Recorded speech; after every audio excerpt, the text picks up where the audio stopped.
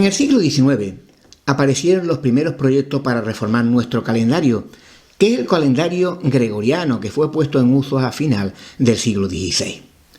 Durante los primeros años del siglo XX se intensificó el intento para reformar el calendario, hasta el extremo que durante 14 años la reforma del calendario estuvo dentro de la agenda de la Liga de las Naciones. Y hubo momentos en que parecía que iba a ser inminente la implementación de un nuevo calendario en sustitución del gregoriano. Fueron muchos los proyectos de reforma del calendario que se plantearon. Algunos producían cambios muy sustanciales en la vida, por lo tanto era difícilmente aplicable. Uno de ellos, por ejemplo, fue el calendario de semanas intercalares. En vez de intercalar un día, como ocurre en el calendario gregoriano en los años bisiestos, pues se trataba de intercalar semanas completas. En este tipo de calendario, el año normal tenía 364 días, es decir, 52 semanas exactas, y de vez en cuando se intercalaba una semana de más. Este calendario tenía como ventaja de que eran perpetuos, en el sentido de que había una coincidencia permanente, todos los años la misma, entre una fecha del mes y la fecha de la semana que le corresponde. Además, este tipo de calendario no rompían el ciclo semanal. Otros proyectos de calendario producían cambios menores, como por ejemplo aquellos proyectos que querían regularizar la duración de los meses, el más simple de los cuales era el que pretendía llevar un día de agosto a febrero. Dos fueron los proyectos de reforma que tuvieron más interés en la época. Los dos utilizaban los días extrasemanales o en blanco, es decir, que un día al año se sacaba del ciclo semanal, por lo tanto no tenía asociado ningún día de la semana. Con esto se conseguía de que el calendario fuera perpetuo, coincidencia permanente entre fecha mensual y semanal. Naturalmente, en los años bisiestos había que colocar 2 días extrasemanales o en blanco. Uno de estos calendarios fue el calendario fijo internacional. Estaba compuesto de 13 meses. Todos los meses eran exactamente iguales, compuestos de 28 días, 4 semanas enteras. Todos los meses comenzaban en domingo y terminaban en sábado. Entre los empresarios, este tipo de calendario fue de agrado porque resolvía muchos problemas de organización, tales como horario, contabilidad, estadística. El otro calendario que pujó por sustituir al calendario gregoriano durante los primeros años del siglo XX fue el calendario mundial. Este calendario tenía una duración de 12 meses, que solamente tenían duraciones de 30 y de 31 días. Era un calendario perpetuo porque utilizaba los días extrasemanales, de tal forma que el último día de diciembre era el día 30. El siguiente día era un día declarado fiesta mundial y al siguiente comenzaba el nuevo año con el día 1 de enero. En los años bisiestos había 2 días extrasemanales, uno colocado a mitad de año y el habitual al final del año.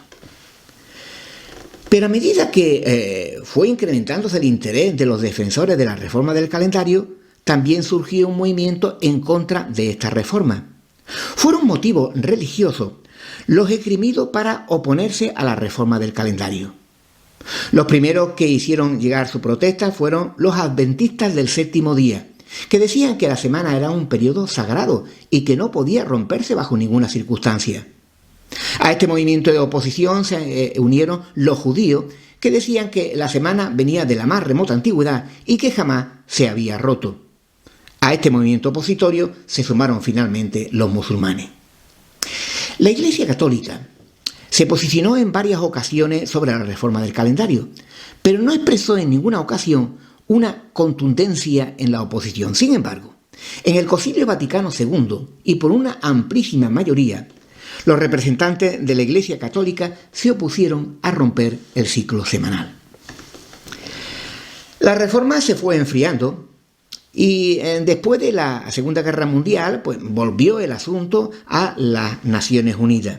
Pero los Estados miembros no expresaron gran interés en reformar el calendario, hasta que llegó el año 1955, cuando el embajador de los Estados Unidos, en una conferencia dada en la ONU, se expresó contundentemente para que la reforma del calendario dejara de estar presente en la agenda de la ONU, argumentando de que había asuntos más importantes que tratar.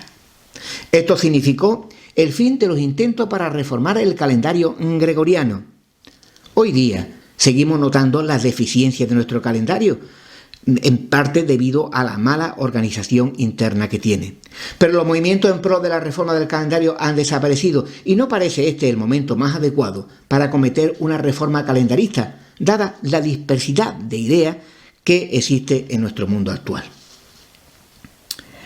En el mundo occidental usamos dos calendarios. Uno de ellos es el calendario civil, el calendario gregoriano, el que rige nuestra vida. Pero hay otro calendario, más complejo que este calendario civil gregoriano, que tiene como única función la determinación de cuándo es el día de la Pascua o Domingo de Resurrección. Y por lo tanto, el que determina todas las otras fechas móviles cristianas, como miércoles de ceniza, Cuaresma, Pentecostés o Corpus Christi. Según los evangelios, Cristo murió durante la Pascua judía, es decir, cuando era la primera luna llena de la primavera, y resucitó 3 días después, el domingo. Los primeros cristianos quisieron recordar este acontecimiento, y desde el siglo IV se celebraba la Pascua de Resurrección el domingo, que era posterior a la primera luna llena de primavera. Esta primera luna llena de primavera era la que se comenzaba o bien el día de la primavera o inmediatamente posterior. Averiguar esta fecha es una tarea compleja porque tenemos que utilizar 3 variables. Por una parte, el domingo de resurrección tiene que ser un domingo. Además, tiene que ocurrir durante una determinada fase de la luna llena, y tiene que acontecer inmediatamente después del equinoccio de primavera. La aplicación de este calendario hace que la Pascua tenga una gran movilidad. El día en que más pronto puede llegar el domingo de resurrección es el día 22 de marzo y el más tarde es el 25 de abril, 35 días en total. Esto significa que si tenemos en cuenta los dos tipos de año que hay, normal y bisiesto, pues tendríamos 70 años diferentes. Como la Pascua determina la Semana Santa, y la Semana Santa es un periodo festivo en nuestra civilización, la gran movilidad de la Pascua pues altera bastante el calendario festivo. El problema de la movilidad de la Pascua se puede resolver de 2 formas diferentes. Una de ellas no exige el cambio del calendario, lo único que hay que hacer es fijar un domingo determinado como domingo de Pascua. Se ha propuesto que el segundo domingo de abril sea la Pascua. De esta manera, la movilidad de la Pascua se reduce solamente a 7 días. El otro sistema de fijar la fecha de la Pascua consiste en reformar el calendario y hacerlo perpetuo, y entonces elegir un domingo para celebrar el domingo de resurrección, de tal manera que de esa forma se eliminaría cualquier movilidad de la Pascua. Para construir un calendario necesitamos 2 elementos. Uno de ellos es una era, es decir, una fecha a partir del cual se encuentran los años, y la otra es una unidad de tiempo. Las eras son arbitrarias y la mayoría de ellas son prolécticas, es decir, que se establecen después, mucho tiempo después en algunos casos, de la fecha considerada como su origen, como ocurre con la era cristiana. En cuanto a la unidad de tiempo, decir que oficialmente es el segundo atómico, desde el año 1967, que es un intervalo de tiempo medido por los relojes atómicos. Pero en los calendarios se utiliza el segundo, pero no este segundo, sino el llamado segundo rotacional. Es un segundo basado en la rotación de la Tierra con respecto al Sol, o si se quiere, el segundo rotacional está en función del movimiento aparente del Sol alrededor de la Tierra. Nos encontramos, por lo tanto, con un problema, porque los movimientos del Sol y la Luna son conocidos a través del tiempo uniforme, que es el tiempo atómico, pero los calendarios utilizan otro tiempo diferente, el tiempo rotacional. El problema es que no conocemos con antelación la relación entre un tiempo y otro, porque el tiempo atómico es un tiempo uniforme, pero el tiempo rotacional no lo es, a consecuencia del frenado que sufre la rotación de la Tierra a consecuencia de las mareas. Pero la intensidad de ese frenado no nos es conocida con antelación. Es verdad que la diferencia entre tiempo rotacional y tiempo atómico es muy pequeño. Cualquiera podría decir que se puede despreciar, pero cuidado, Porque estas pequeñas diferencias se van acumulando y al cabo de algunos miles de años, que es un periodo a tener en cuenta cuando se estudian los calendarios, la diferencia entre uno y otro tiempo puede ser bastante significativa. Hay que decir que un calendario debe ir acompasado con el Sol, que es el que rige nuestras vidas, y no con un reloj atómico que nada tiene que ver con nuestra vida cotidiana. Dicho de otra forma, el tiempo para el cual se utiliza en los calendarios es el tiempo universal. Antes se llamaba tiempo de Greenwich, y no el tiempo atómico, el tiempo dado por los relojes atómicos.